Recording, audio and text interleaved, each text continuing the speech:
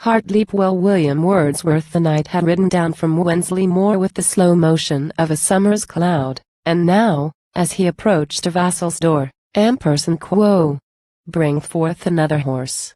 Quo, he cried aloud. Quo, another horse. Quo. That shout the vassal heard and saddled his best steed, a comely grey. Sir Walter mounted him. He was the third which he had mounted on that glorious day. Joy sparkled in the prancing courser's eyes. The horse and horseman are a happy pair. But, though Sir Walter like a falcon flies, there is a doleful silence in the air.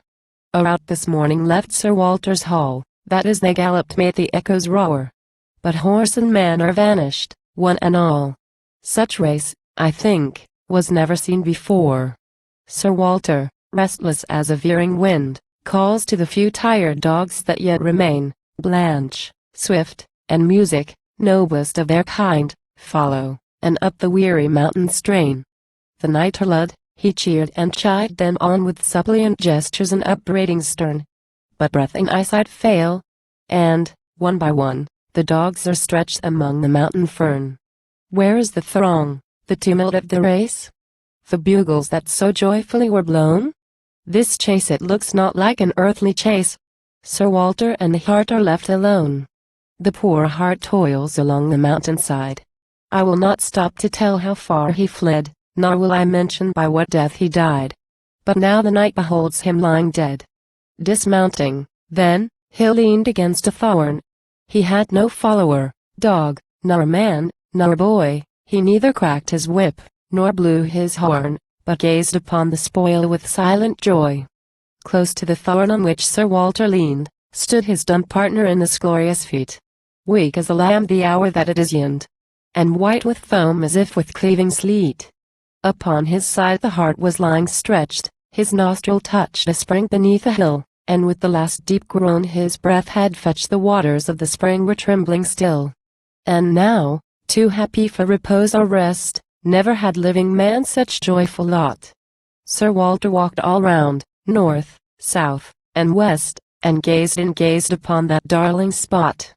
And climbing up the hill, it was at least 4 roods of sheer ascent. Sir Walter found 3 several hoof marks which the hunted beast had left imprinted on the grassy ground.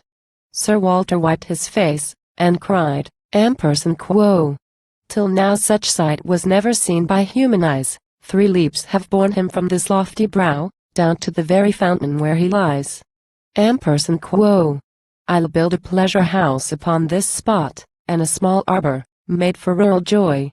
'Twill be the traveler's shed, the pilgrim's cot, a place of love for damsels that are coy. Quo.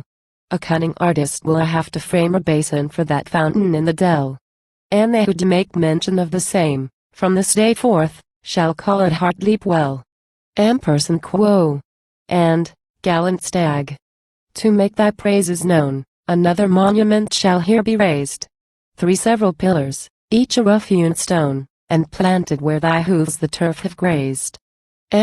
Quo. And, in the summer time when days are long, I will come hither with my paramour, and with the dancers and the minstrel's song we will make merry in that pleasant bower. Quo.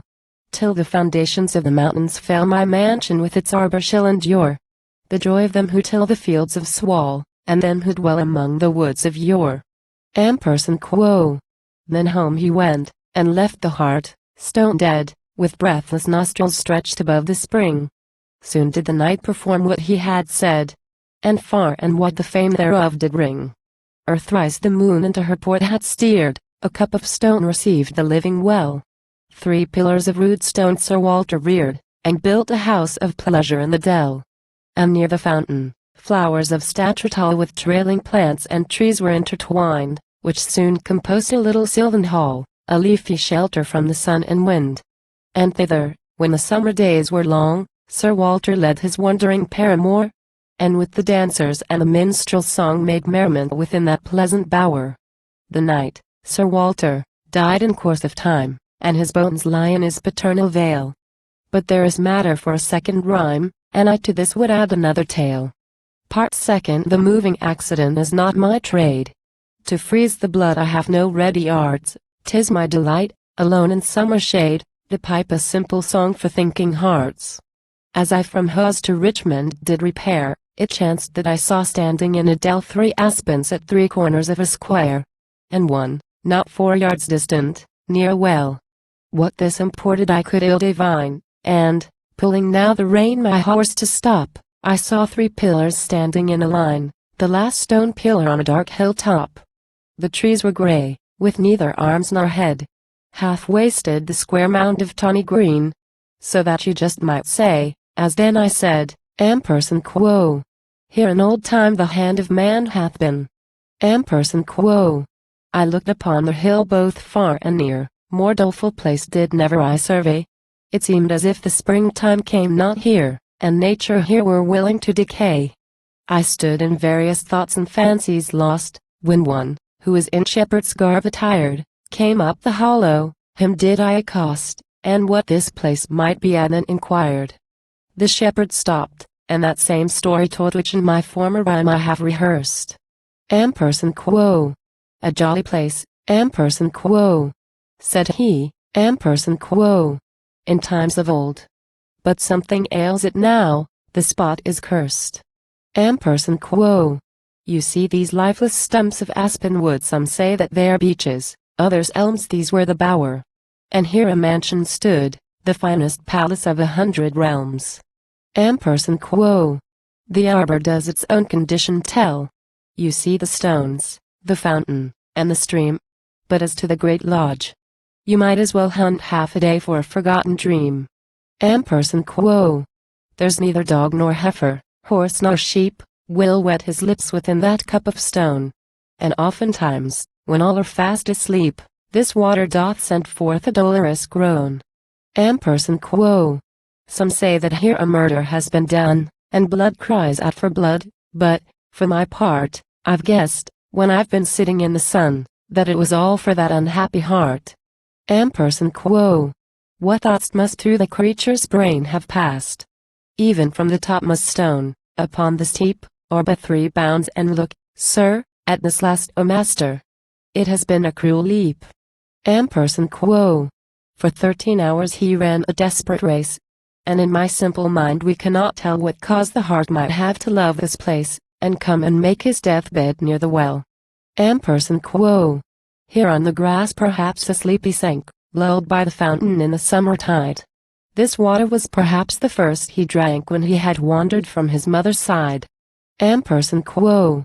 In April here beneath the flowering thorn he heard the birds their morning carols sing. And he, perhaps, for aught we know, was born not half a furlong from that self-same spring. Ampersand quo.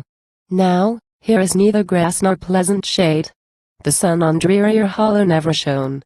So will it be, as I have often said, till trees, and stones, and fountain, all are gone. Ampersand quo. Ampersand quo. Grey-headed shepherd, thou hast spoken well. Small difference lies between thy creed and mine. This beast not unobserved by nature fell. His death was mourned by sympathy divine. Ampersand quo. The being, that is in the clouds and air, that is in the green leaves among the groves, maintains a deep and reverential care for the unoffending creatures whom he loves. Ampersand quo. The pleasure house is dust, behind, before, this is no common waste, no common gloom. But nature, in due course of time, once more shall here put on her beauty and her bloom.